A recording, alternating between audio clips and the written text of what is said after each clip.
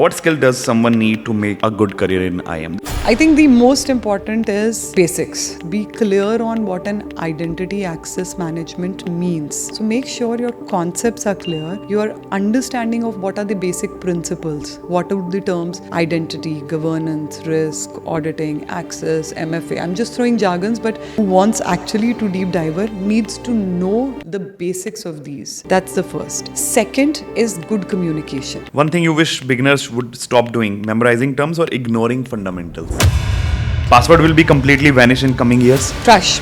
We will try to go passwordless, but passwords will still be required. They'll just turn into passphrase. They will no longer be called passwords because the complexity, the length and everything will increase. Anything up to 8-10 characters can be easily hacked today. What mistake people repeatedly make in their interview for IAM job, and what would you suggest to fix them? Don't try to explain the product. Talk of concepts. Talk of fundamentals. Make sure the person who's taking the interview understands that they know your subject. If you know the subject, you will be able to write any paper. That's the first. Second, very interesting, I'll tell you, when we talk of identity, like I said, people only think of identity and access. Make sure that when you go for an IAM interview, you're talking of all your 4 pillars: identity, access, privileged and active directory. Third, make sure that you do your homework.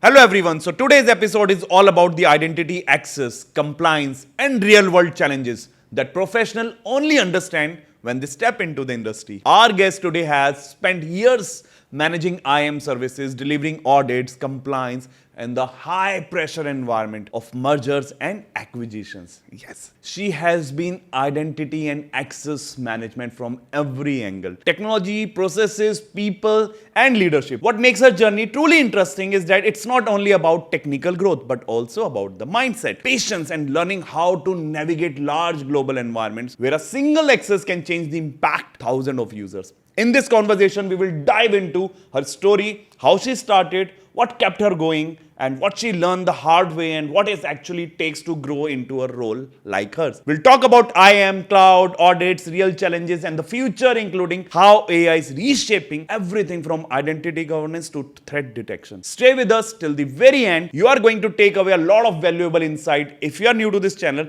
don't forget to hit the subscribe button. Without wasting any more time, please welcome Nidhi Bahal.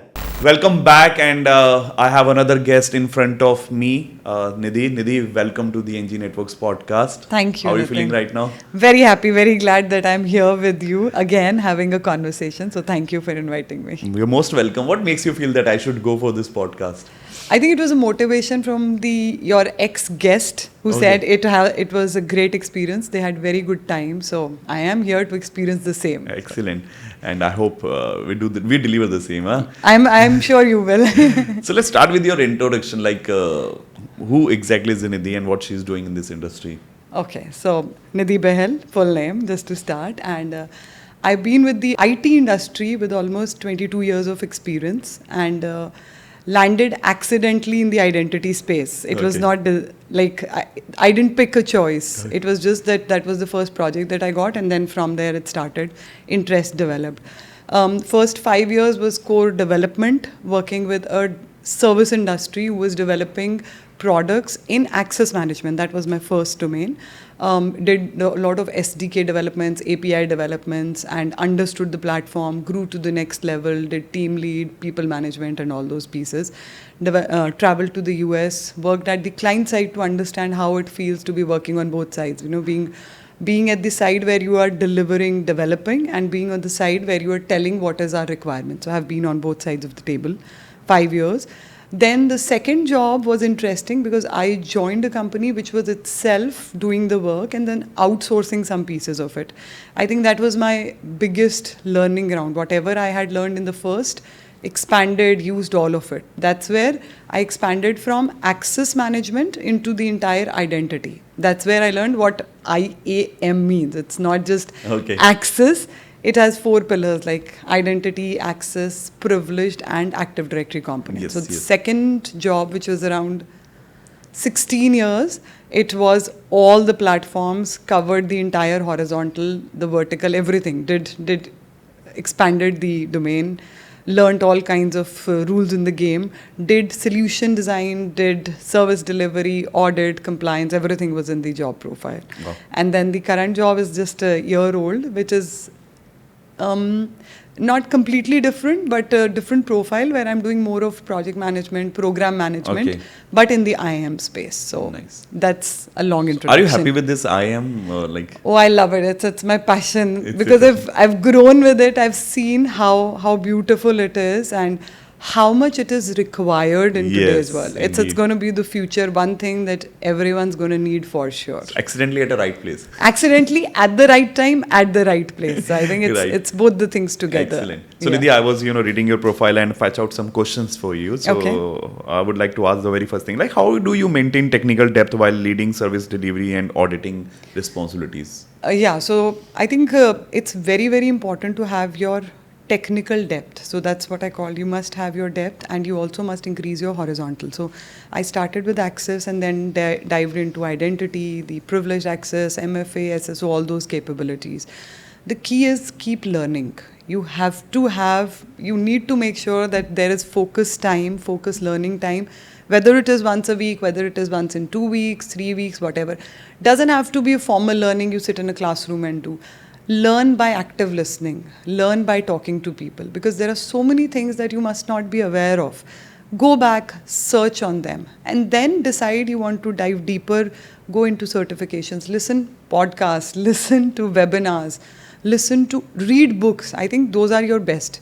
And then at work, have connect with people, architecture teams, understand what they're doing, what is latest, what's cutting edge, what's forward looking. So those are absolutely non-negotiables that you have to do, and you have to do every day.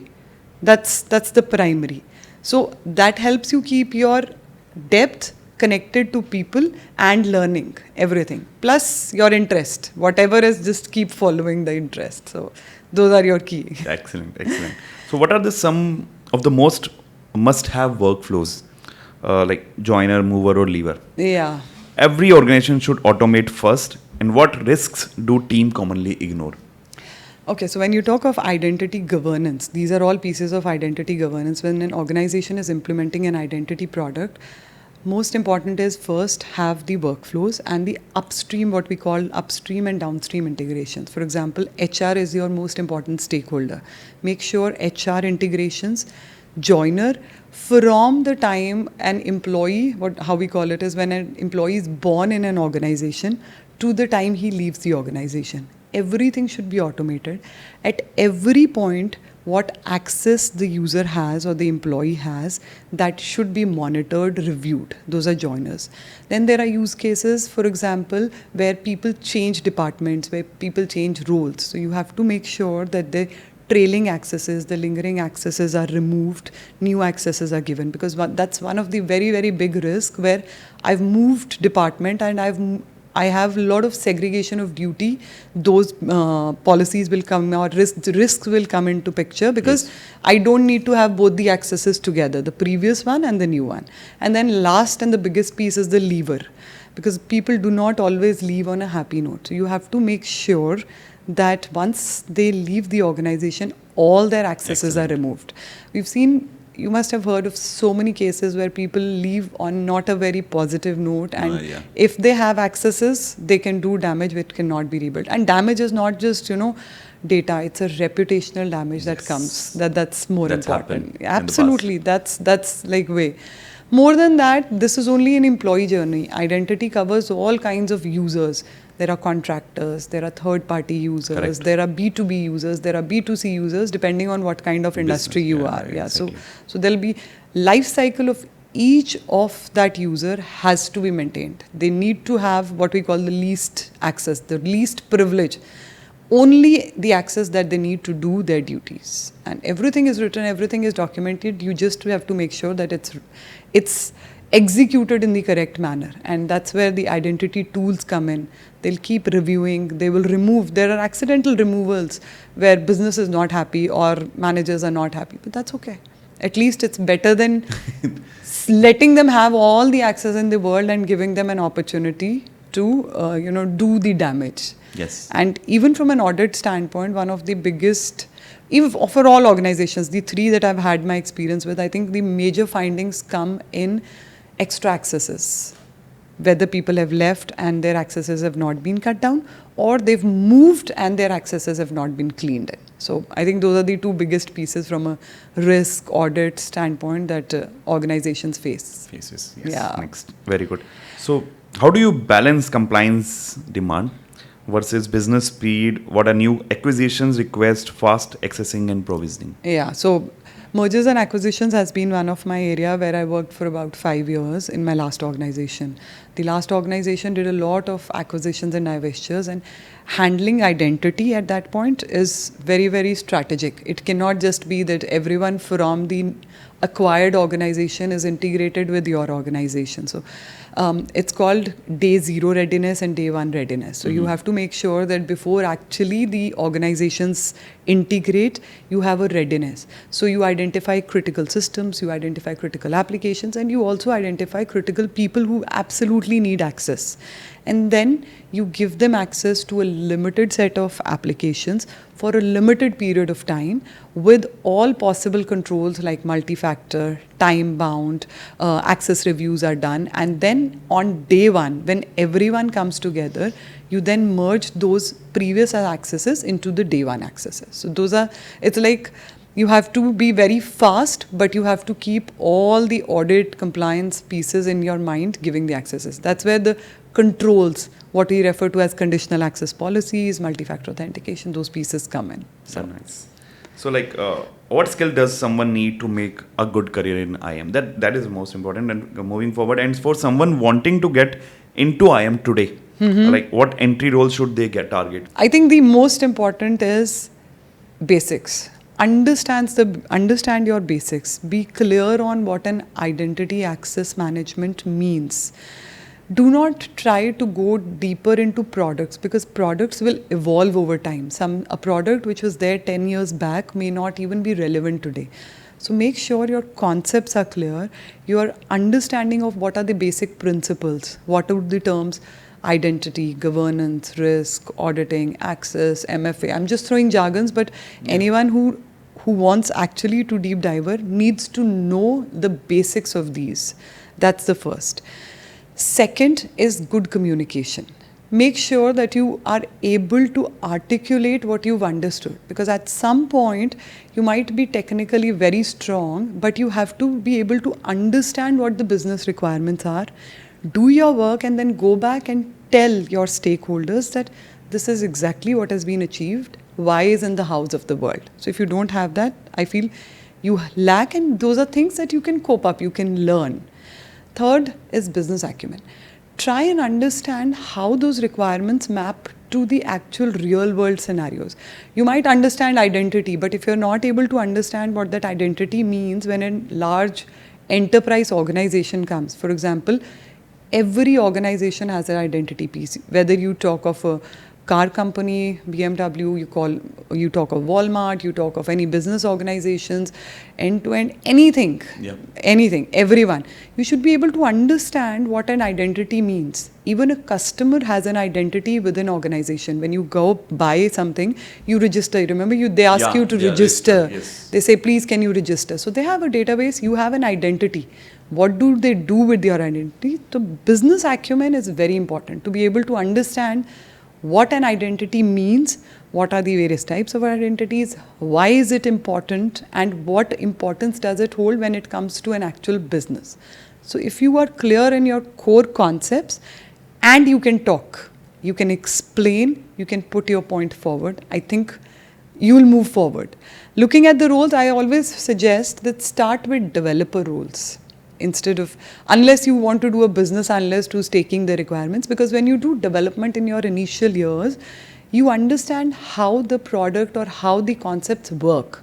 If you're only doing like team management, you will be shallow in your understanding. So first few years, try and be a hardcore developer, understand the basics, go as deep as possible, and then from there, you will be able to create, you will be able to pick your choices. Identity is only one part of the cyber. Cyber has a lot of perimeter security sitting in red teams, infrastructure protection, all those. And then at that point, when you have an exposure, you'll be better able to pick what you want to do. So concepts, clarity, communications, stakeholder management, very, very important. So Correct. Yeah. live with those. Yeah. So next, what mistake people repeatedly make in their interview for IAM jobs, and what would you suggest to fix them? Okay, so I think over years I've taken interviews and I've given interviews. A couple of things that I think sitting on both sides that everyone, don't try to explain the product. No one's interested because the product that one organization is using is completely different from what other might be Yes. using or intends to use. Talk of concepts, talk of fundamentals. Make sure that the person who's taking the interview understands that you know your what did we say at college? We used to say, know your subject. If you know the subject, you will be able to write any paper. So, know your subject. That's the first. Second, very interesting, I'll tell you, when we talk of identity, like I said, people only think of identity and access. Make sure that when you go for an IAM interview, you're talking of all your 4 pillars: identity, access, privileged, and Active Directory. You don't have to be perfect in all. You might be 5 stars in 2 and 4 stars in 2. Be honest. Let them know that these are my core, I've worked, I have my experience, and the other, I'm open to learning. And third, make sure that you do your homework before you go to an interview, because people give a lot of interviews, they confuse with names what the organization does. I've had instances where they've come and they've mixed us up with the previous interview that they went with. So make sure you've done your homework when it comes to what is the job profile that you're going for, what is the organization structure, what does it do, and what does it require you to do. So you just can't say, I will do this, give or take. You take me or don't take me. No. I know this. I know you want A, B, C. I can do A. I know half the B, and I'll learn C, which Very will give you a good mix of what you are looking at. So Correct. homework is very important. Homework is very important. Very, very important. Yeah. You need to make sure that you've done your basics, you've done, and also try and I think IAM is a very new field, identity in itself, cybersecurity. Yes. So listen to news, there are so many cyber attacks that happen. Understand what's happening around the world, understand what organizations are facing. What are those problem areas that are coming? What is it? Because the more you understand and you're able to give your interviewer better real-time examples, map them. For example, if you're going for an interview with let's say a end consumer or a B2B organization that does not, and if you try and give them examples that your customer will do ABC, no, that's not good, because you have to understand they are into a B2B environment where they have no interface with customer. So give them examples of something which relates to their industry, wherein they can understand that you have the business acumen to understand and map your knowledge to what they want to do. What is a machine to machine learning? What is interaction between two systems versus interaction between a human and a non-human? So give them examples that relate to their industry, and that's where that homework will come in. That Yes. if you've read through and you are ready for it, you will have a lot of examples. So right, after listening to this, I want you to explain about IAM in your words. What exactly is the IAM? IAM is a user, any user who's attached to any organization in any shape and form, whether you are a consumer, whether you work, whether you are a third-party user, you've been hired because of an outsourcing, any kind of, or you're still to be hired, even a candidate is an identity. Is an identity, is the user's life cycle from the day he joins the organization. Now, joins does not mean you are on the payrolls. You can be a customer, you can be anything.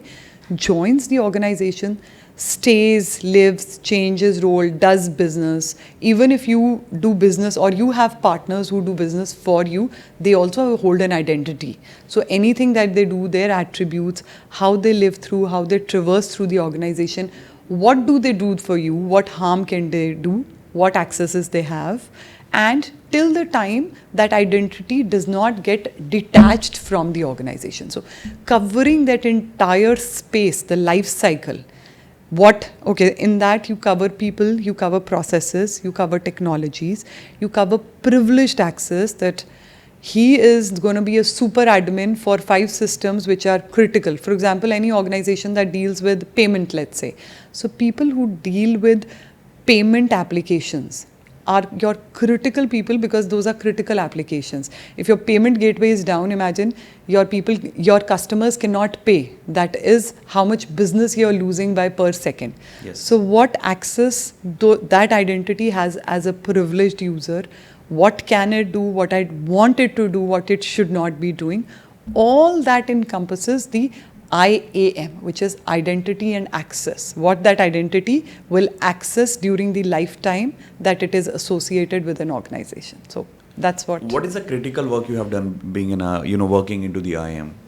I think one of the most important is making sure that all the controls from a risk and audit standpoint, when I say controls, each standard, the audit standards, for example, PCI, DSS, or whatever is applicable for your industry, ISO, they have controls. Yeah. Making sure that your implementations are adhering to those controls and you are passing each audit. So understanding what a control is, understanding how you implement those controls, and if you've not implemented, what are your remediations, what are your accepted risks, transferred risks, and all those pieces.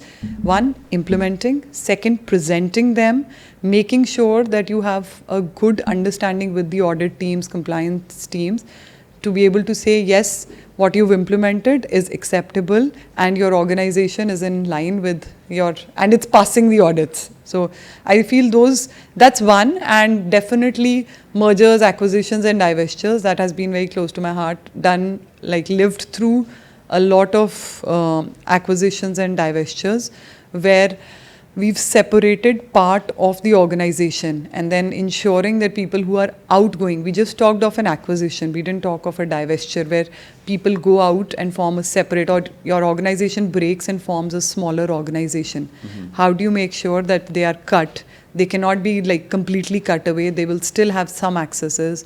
Again, what is the set of applications? What are the users? What kind of accesses they need? Till what time do they need? So those two pieces, audit and the mergers, acquisitions and divestitures, I think from an identity landscape, obviously, from an identity lens. One more question I want to ask, everyone is talking about AI, specifically we talk about the co-pilot. So in your view, what part of IAM operation will be AI, realistically automate in next 2 to 3 years? And what will still require human judgment? I think you can automate a lot of monitoring, that what is user doing. For example, elevated accesses, privileged identity, behavioral authentication. So all these pieces can be monitored and created by AI. What will still require human intervention is the brain to be able to say, oh no, this is a false alarm, or this is a correct alarm, or these are the 10 policies, go create those policies. So there will be a mix. I don't say it will be a 50-50. It might vary as per the organization, but AI will play a good amount of role. With human intervention, we'll still need people to look at identities, what are the requirements, what are the use cases for identity, Amazing. For IAM, a lot of it. So Yes. So now we are moving to the another segment that is called rapid fire round. Okay.